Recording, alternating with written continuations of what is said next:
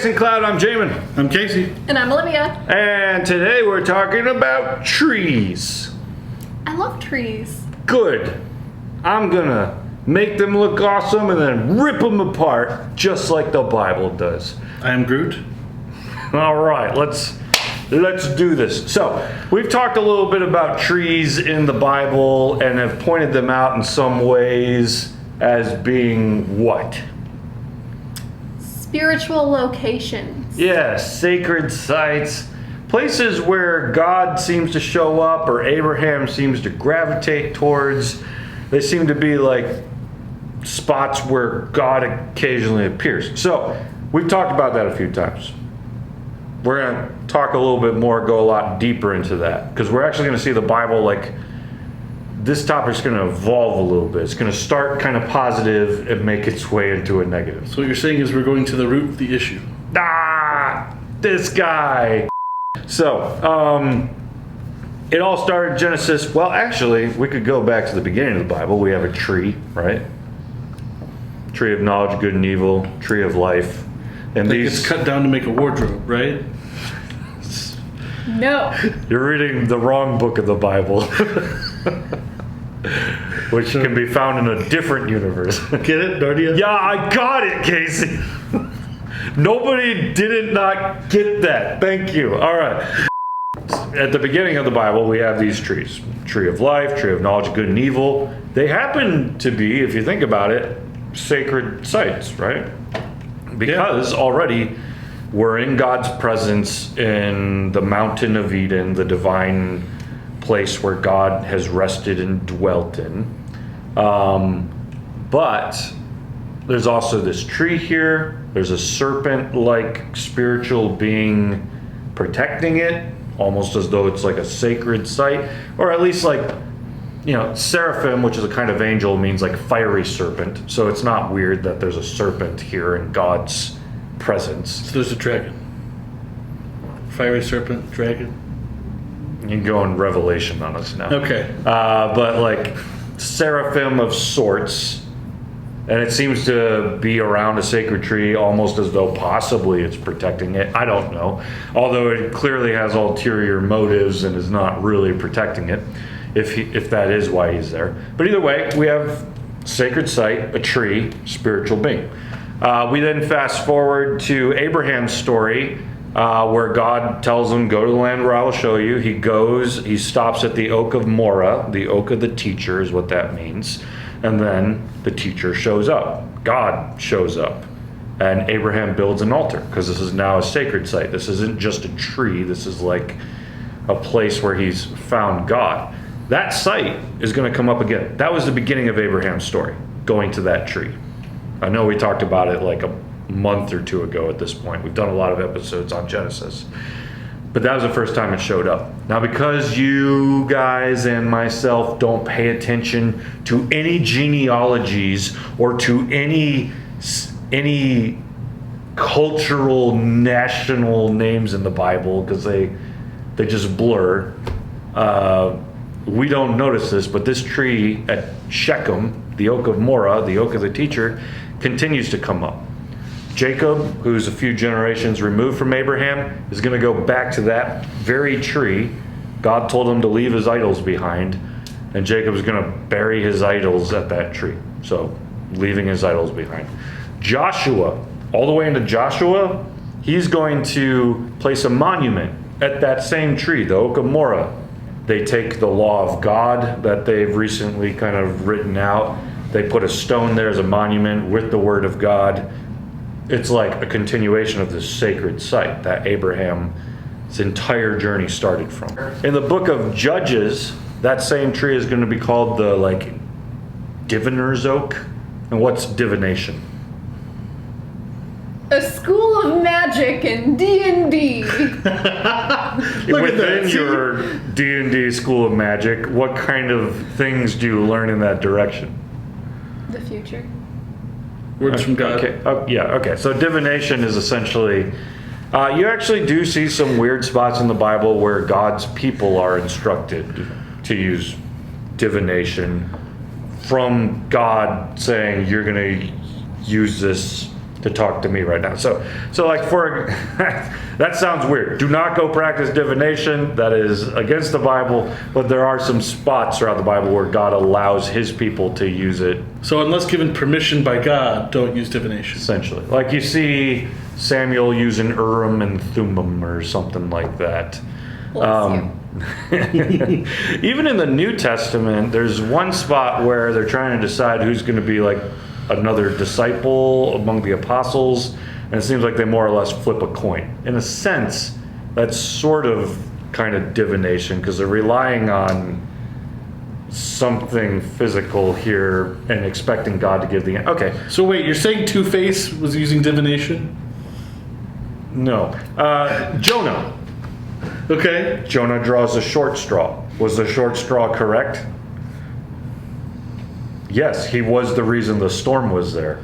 So God used, in that moment, they were kind of drawing straws to see whose fault is this, and God hacked the divination to be like, it's Jonah's fault. So like there are these rare, weird moments where God allows the things within these things to become. But divination altogether in the Bible is a evil thing because you use it to contact the dead, false spirits, false gods. But God occasionally does hack it. I like to think of the medium of Endor, not Star Wars, where there's this medium, Saul goes to him and he's like, all right, lady, I need to talk to Samuel, the dead prophet. And Samuel should not show up. He should end up talking to like an evil spirit. But Samuel does show up. And it freaks even the medium out. Like she screams like, what? You know, like, what is, I see. Like she's not expecting this. In my opinion, it's because God hacked the divination, right?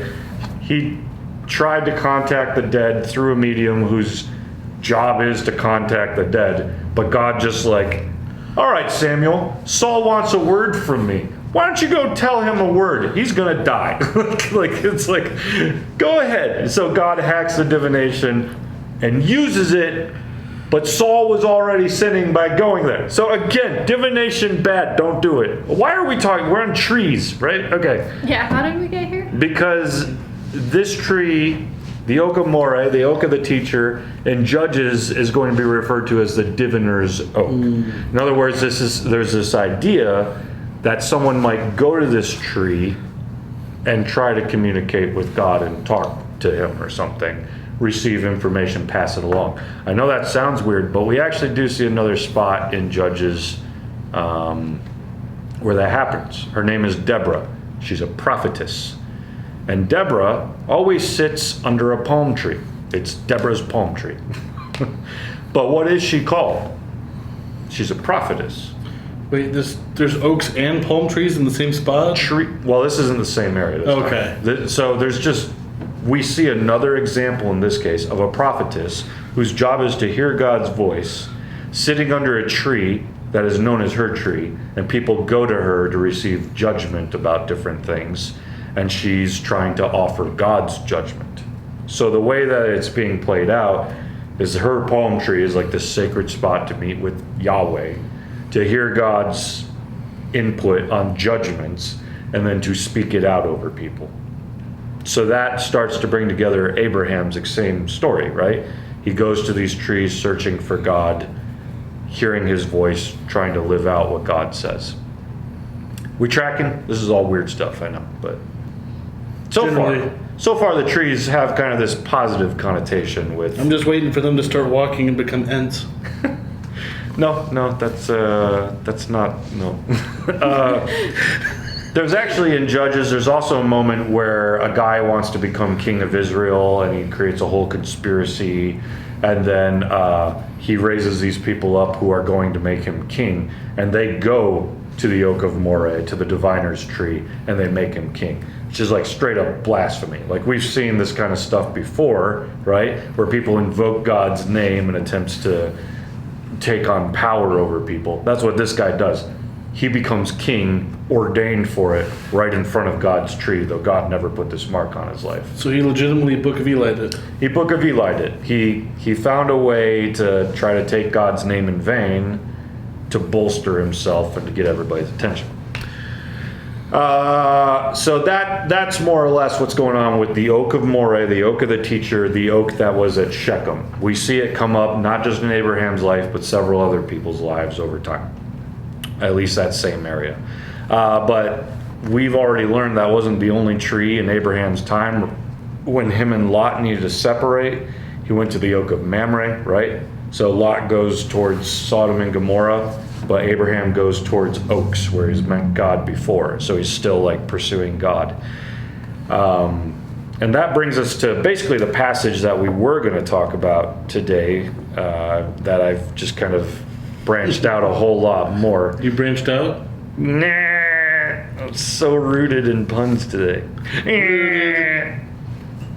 Shoot me a vine, you guys. Too much. Nah. Oh, before we get to today's passage, though, remember it's the Oaks of Mamre where he's living. That's where God and these two angels just walk right up to him on their way to Sodom and Gomorrah. So, like, this was, like, again, a spot where he's running into God. But then in Genesis 21:33, we get to a point where Abraham has too much stuff, and King Abimelech asks him to leave the area. So he does. But when he gets to Beersheba, where he's now going to live, he plants a tamarisk tree.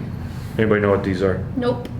Essentially, it's an evergreen of sorts. So it might look different, but it's got the same kind of pine needle type feel to it and whatnot. But it's interesting. As soon as he gets to Beersheba, this new place where he's going to live, he plants a tamarisk tree and calls there upon the name of the Lord. Doesn't this already match these feelings that we've already got throughout time with Abraham?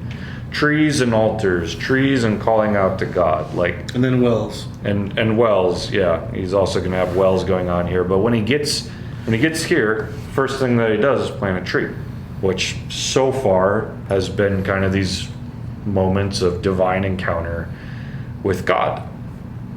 So, there's other spots too. Joshua is going to plant a tamarisk tree right next to the sanctuary. So again, you see God's presence in the sanctuary with a divine tree of sorts. The angel of the Lord is going to meet Gideon at a terebinth, a tree. When Saul and all of his family die, they're going to burn their bodies, but then take the bones and bury them underneath the terebinth tree. Almost as though they're like hoping to send them to heaven or something like that. Because this is where God comes down from heaven to meet with humans sometimes. Let's try to shove his bones in there. So they're trying to cleanse his remains? Or trying to like push him towards where they hope that he might go, something like that. And then there's a weird story where David knows he's going to go attack the Philistines. He's going to know because he hears the sound of angels, or he hears the sound of marching in the balsam trees on top, above him. So it's almost, again, this trees connected with spiritual beings marching on it kind of feel. So it's quite a bit of that. Anyways, those are all the positive spins. Let me now just shift into the negative. Have you guys ever heard of Asherah? No. No? So it would help to understand first, Asherah is a deity within the Canaanite religion. The Canaanite religion is the one that has Baal and all that. Now Baal is a big threat to Israel's religion because they constantly betray Yahweh and go and worship Baal. They constantly leave God behind, the Israelite religion, and switch over to Canaanite religion, like all the time. So when they start intermingling their thinking with Canaanite religion, they start bringing Asherah into their holy spaces. Asherah would be like, she's a goddess, and they would essentially set up poles or trees in sacred areas that represent her. Sometimes they'd even put it right next to like the altar to Yahweh. So you're like, what? Why? You've got God, and then you have Asherah like in the same spot. Why? You have any thoughts you would just throw out there on that? Okay, all right. So track with me here. Tell me if this doesn't make sense. Within the Canaanite religion, the one true God, the God of gods, the King of kings, Lord of lords, the main guy, it's not Baal. His name is El. El in Hebrew just means God. Okay. And El is going to be used throughout the Bible. Anytime you just see in the Old Testament like God instead of the Lord in caps lock, instead of calling him Yahweh there, they're just calling him El, calling him God. Essentially, because they're intermingling with Canaanite religion, what the Bible is going to start trying to teach Israel is like, no. Don't mess around with El and Baal and Asherah and all that. The one true El, the one true God, the one true God of gods, Lord of lords, King of kings. It's not El, it's El. It's not El, it's Yahweh. Now, you understand what they're trying to do there. They're trying to help them understand that the true God is Yahweh. Mm-hmm. And if you think in the Canaanite religion that the true God is El, then they're trying to say, no, the true El is Yahweh. Just tracking? So if you mess up your thinking, what some of the Israelites are just going to do is like, oh, okay, so the Canaanite El is Yahweh.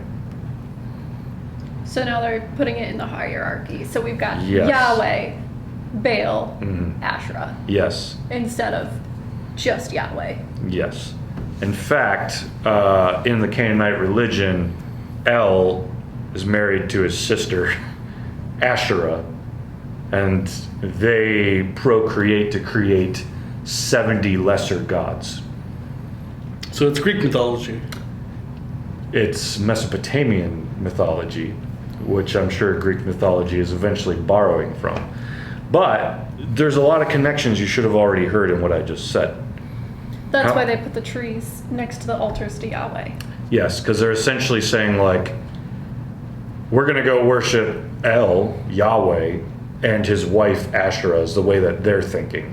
Which God is like, how dare you? Like he goes up to Gideon. He's like, that Asherah over there, cut it down, use it as fuel for a sacrifice to me. So Gideon goes and like chops down an Asherah statue and then burns a bowl on top of the wood from the Asherah. Like that's how like ticked God is about this. Like, I'm not married to Asherah. I am the one true God. You guys are confusing these religions together and turning it into something it is not. I am Yahweh. Yes, I created all of the little g gods who have become corrupt and turned against me, as Psalm 82 says. But not like that. Not with another God. I am the one true God. So they're taking their Canaanite religion, Israelite religion, Tried to blend it. and they're trying to blend it. And because of that, they're ending up with this story where Yahweh is married to his sister, procreating the 70 gods that rule over the 70 nations. When the biblical story is there's only one true God, El, Yahweh, who has created all other spiritual beings of the 70 nations. Remember that whole episode? Mm-hmm. And they rule over those nations. They've become corrupt, and so God will judge them. But that's not the story Israel's telling anymore. They're mixing it together.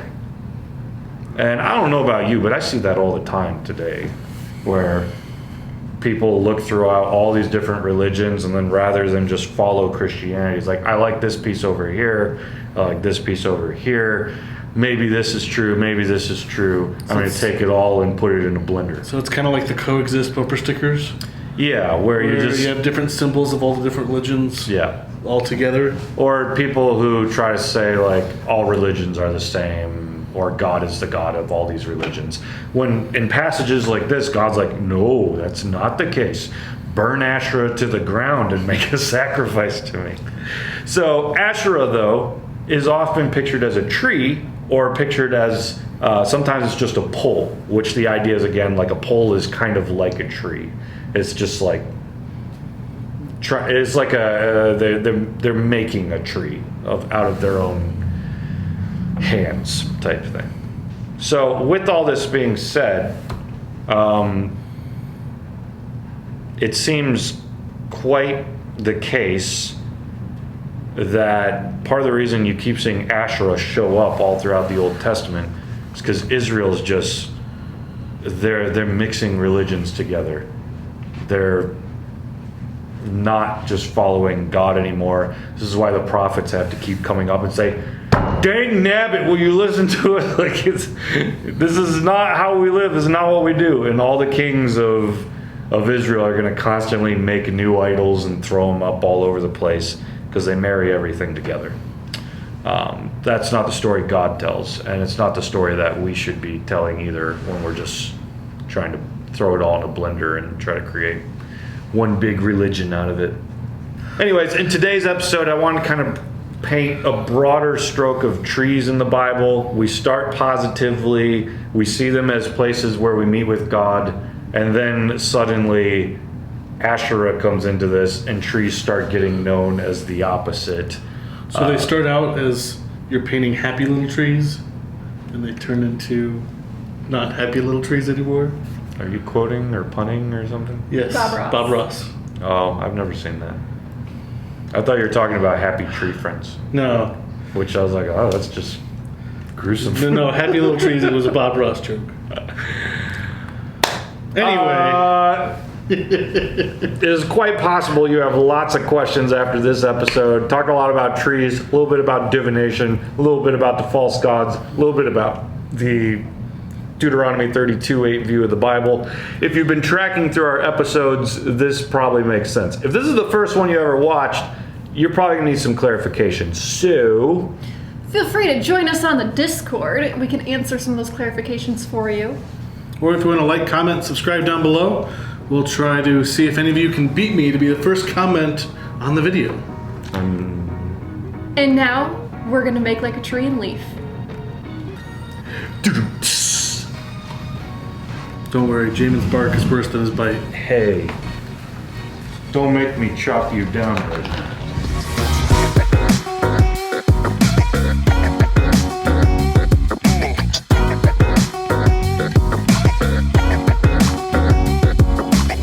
You know there are trees in Greece where I get my olive oil at a place in Lansing?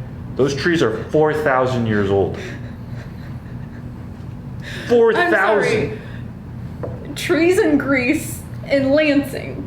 I go to Lansing and buy this olive oil that is harvested from trees that are 4,000 years old. Oh, okay. There we go. Sorry, you blurred that together enough to where I'm like, Yeah, the way. did he teleport from Greece to Lansing somehow? The spiritual gift of olive oil.